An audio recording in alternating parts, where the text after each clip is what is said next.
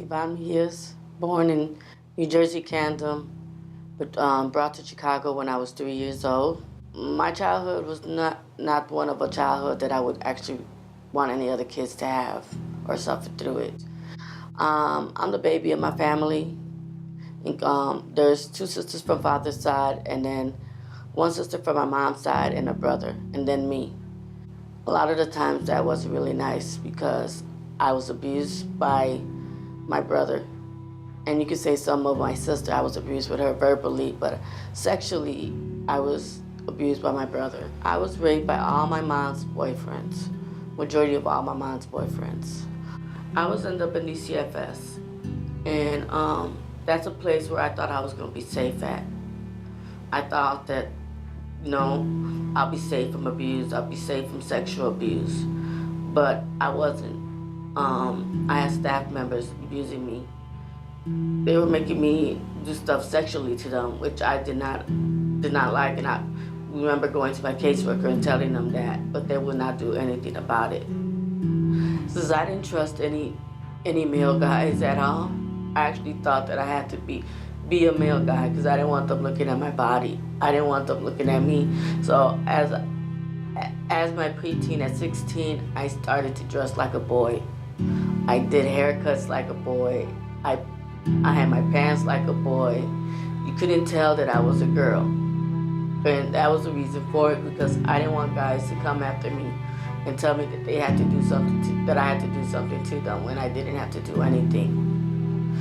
I thought that's the lifestyle I had to live because I had to be in control. And when I was gay, I was in control. I would get females that were femme, and I would play the man role. And I felt safer that way in doing it, so I felt this is what I was supposed to do, this is what I meant to do. And it felt safe for me that I could just, carry on, walk around with a beard, have my head shaped really bad as a boy, almost cut off completely, and I felt safe. I started to be gay all the way from my age of 16 to the age of 39, just right now. And but I really did. I thought I had to do it. I was in 2 relationships while I was gay. I had a 10-year relationship with a lady. I got married with her. I was, actually deep inside here, I knew I was missing something. I didn't know at the moment what it was I was missing, but I was missing something. I didn't get to find anything, but I was trying to.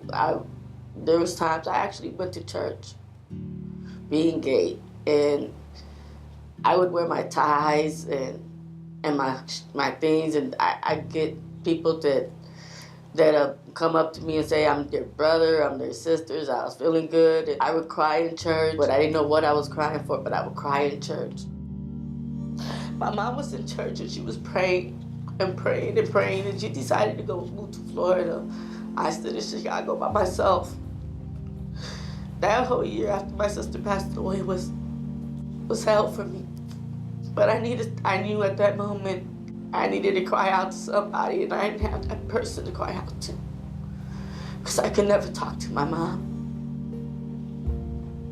Never talk to my mom. I couldn't, and still to this day, it's hard for me to talk to my mom. But the one good thing she did for me was bring me Oasis. It was the best thing she ever did for me. I decided to come with my mom to Oasis, and I wanted to leave. The first service I heard, I wanted to leave.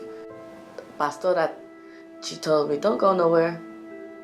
There, go back inside, don't go nowhere. And I listened to her. So I came back inside. Even though I was dressed like a boy, I was still praising with her.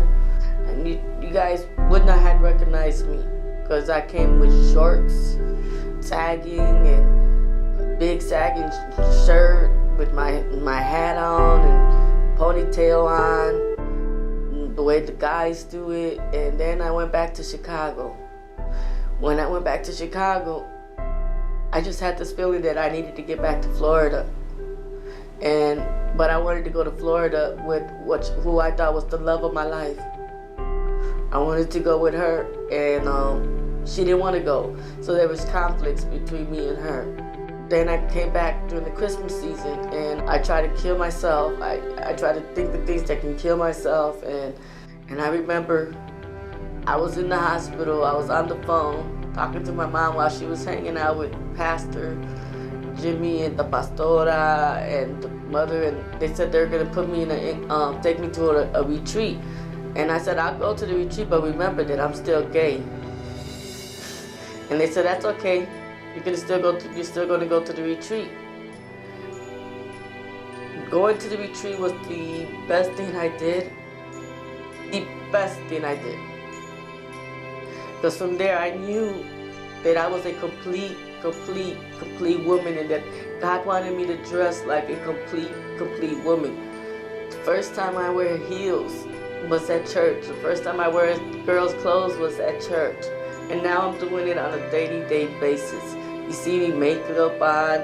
This I never really had. I never cared for it, never needed it, because I was dressed like a stud. But now you see a different, transformed woman.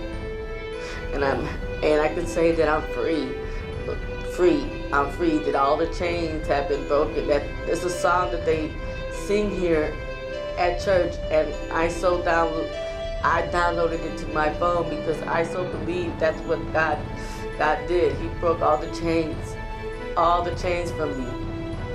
And I know that he's still working with me, but he's doing his job as what he wants me fit as. A woman, a complete woman.